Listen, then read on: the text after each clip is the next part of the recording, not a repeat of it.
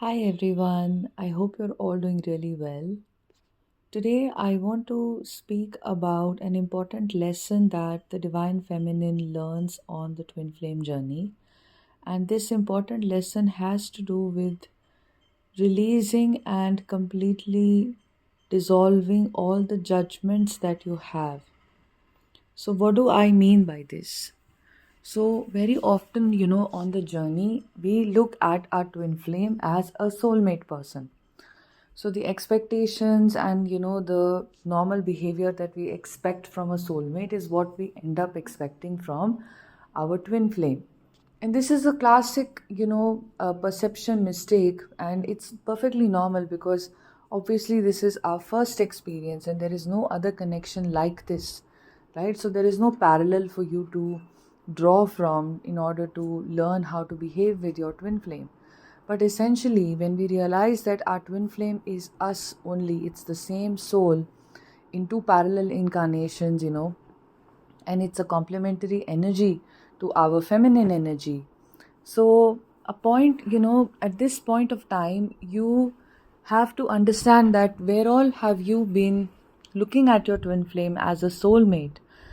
It's useful to drop those areas and those ways of looking at your twin flame.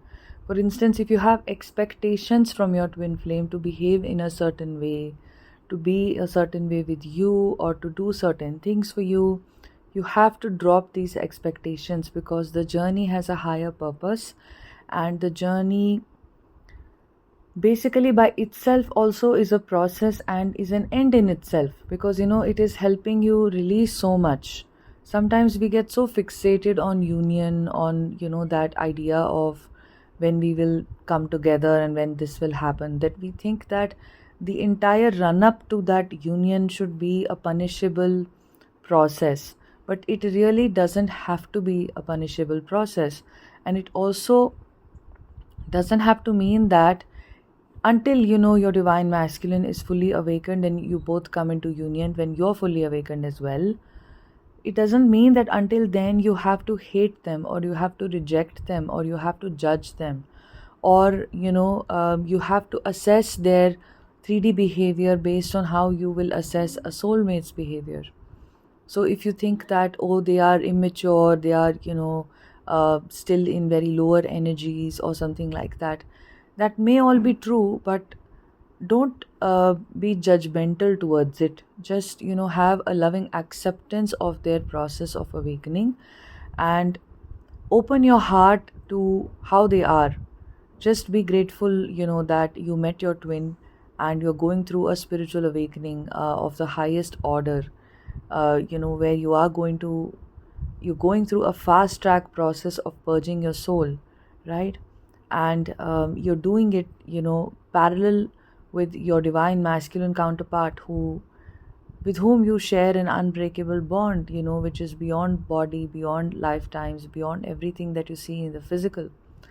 So always coming from that space, you can always offer them forgiveness for how they are.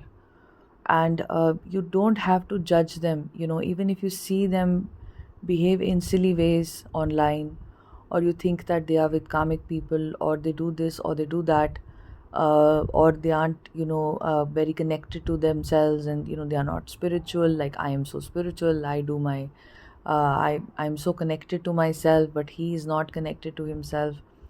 Don't hold those judgments, because they will bring your connection down. This is a very important lesson, that you don't create that separation between the both of you. This is all basically a programming of separation consciousness.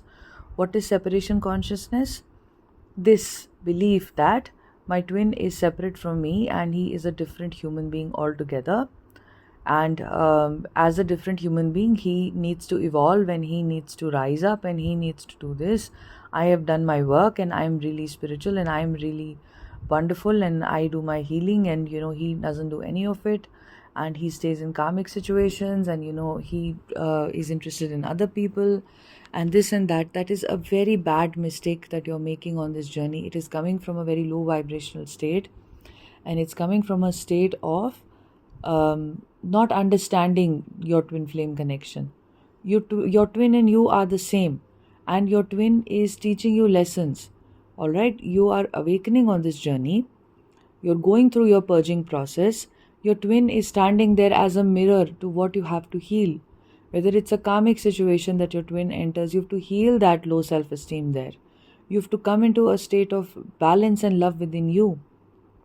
All right. But how will you come there? You have to look within completely. You feel that your twin does not open up to you. Somewhere you are not open up to your own, you're not opening up to your own wounds. Your twin comes and goes in so many ways. You may be having that kind of a relationship with yourself where a consistent presence that you need to give to yourself is missing from your life, and you give your energy too much to outside situations, people, and other people. You feel powerless in your situations because you've given your power away to other people, for other people to tell you what you have to do in your life, right? So all of that, it is all about fostering a very important connection, which is the most important connection is with yourself. It is to know your boundaries, it is to know who you are, what you really want to do, what lays buried underneath all that emotional trauma. It is to come into a state of balance within you, to do the best you can for your body, for your mind, for your soul, living your best life. And your twin will constantly mirror to you the places where you're not doing this, so that you can understand, the blockages and work on them and release them. So when you see your twin behave in whatever way, always look at it as a blockage within you. This is very important, and don't judge them as a person and create that separation. And that is, where you see that this is another person who does these behaviors and who talks to other people and who is not interested in me, and all of that. Somewhere there is something within you that you have to overcome. And a very important part of this, can be your shame. If you feel a lot of shame in your twin flame connection, you feel embarrassed, you feel not good enough, those are all things you have to look at. Especially not feeling good enough for your twin is such a classic thing that I think almost all divine feminines have a problem of not feeling worthy of their twin flame, feeling like you place them on a pedestal. That is something you don't have to do. Your twin doesn't want you to do this. So don't do that. Accept yourself as you are. Accept yourself where you are with your past and everything. Even if you've not been very balanced in the past, just accept it. Accept your process of being who you are. Come into your power, all right? It is all about your inner transformation. It really is. And your twin is assisting you in that inner transformation. If you take it to be any other way, you take it to be in the way of my twin doing these 100 bad things, then you're going to lose the plot, and you can continue to loop for many, many years if you continue to see your twin's behavior as something negative, and you also assume that your twin is not awakened, and your twin is in some sense less than you spiritually. That is not correct. That is not the right way to think about any human being, and least of all your twin flame, because they are you.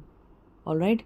If you think that your masculine is not behaving in the most awakened ways, so many times it is obviously an indication of your inner masculine not behaving in an awakened way, right? You not taking charge of your life, you not taking responsibility for your actions, for way life is happening to you, you not showing up for yourself in that way. All right, so this is what the journey is teaching you. It's bringing you back to you. It's not meant to be a painful process. I know that many people experience a lot of pain in the beginning, especially when we don't understand the journey. The pain can be very unbearable and intense. But with time, if you've been on this journey for a while, then understand that the journey is also an end in itself. Because your life is happening every moment. Your life is moment by moment by moment. Your life is not trying to reach a goalpost. The goalpost for life is death. Right? Sadhguru said this, that people are trying to reach a finish line all the time. What is this finish line for life? It is death. Do you want to reach death very soon? Is that why you're trying to do everything in a hurried way? No. Is that why you're very hurried about everything just happening at a fast pace? No. You go through the journey moment by moment. You decode it as it goes every moment. all right? And you live it every moment. You become, you allow yourself to feel things more deeply around you, whether it's nature, it's, your connection with other people. You feel the pain, you feel the sorrow, you feel the happiness, you feel the joy, you feel the love deep within you. You allow yourself to feel. This is what life is about: allowing yourself to feel, allowing yourself to be, allowing yourself to um, just experience, that magic that you are already. All right. So that obviously takes a while because there is so much blockage, that we are in. It's okay if you're not feeling that right now. Not every day everybody feels like this, and there can be long lulls of us not feeling like that. But know that that is the ideal of life, that life is moment by moment by moment. Next moment, and a calamity can strike, where you live, and you can no longer be alive. Then what would it have meant? How would you have lived your life if you were to look back at it? It would mean that you were constantly striving to live for tomorrow, the next day, the next minute, the next moment, right? Finishing your meal very fast so that I can go and do something the next minute. I can go out. Okay, finishing your meditation to eat your food, finishing your meal very fast, then to do the next thing, to open your laptop. Okay, then finishing that very quickly to go and, do something else, to make that phone call. It's always about the next thing. And why is it always about the next thing? It is because you're in the mind. The mind is never able to root itself in the present moment because it's not the nature of the mind. You have to do that. You're not the mind. You have to separate yourself from the mind and root yourself in the present moment. And coming back to the main point of this, don't judge your twin flame. Your twin flame and you are the same soul. That is union consciousness. When you really come into union consciousness, you will see a lot of things will shift. You will no longer complain about your twin flame. You will no longer see them as this person who is doing bad things to you or bad things in life and judging them or calling them bad names.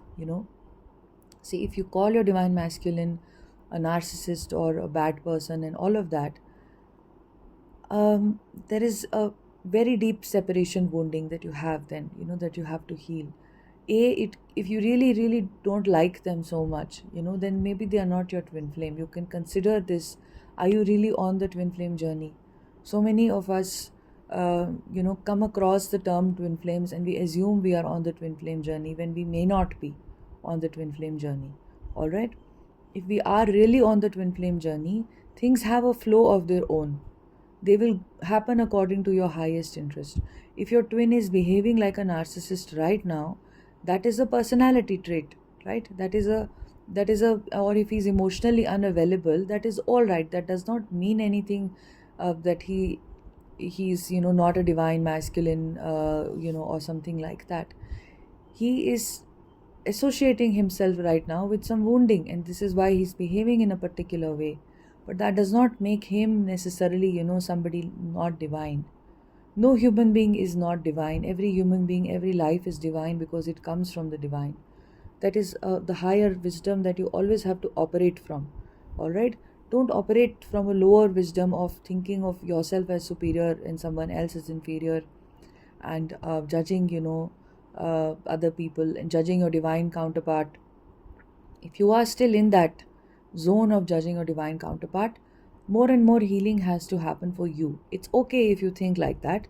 It's okay. You're going through that right now. All right. That is not the ideal yet, but you're going through this. So why don't you then just disconnect from your divine masculine? If you think that, he's a narcissist, you can disconnect from your divine masculine and you can focus on yourself. You can love yourself more.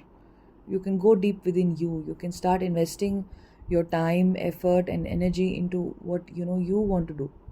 All right, into knowing yourself, into healing the parts of you that feel rejected, that feel less loved, that feel pain and all of that. You can undertake your transformational journey, and that can take you many years. If you even if you do it very intently, that can take a long time for you, simply because it matters, the kind of conditioning that you have to release, the kind of pain that you have to go through, the intensity of the experiences of your past, the pain that you're basically carrying within you that lies unprocessed. All right, so just allow life to show you what it is. Life has more wisdom. But in all earnestness, if you are open to this, I would say that don't look at your divine masculine as a separate person.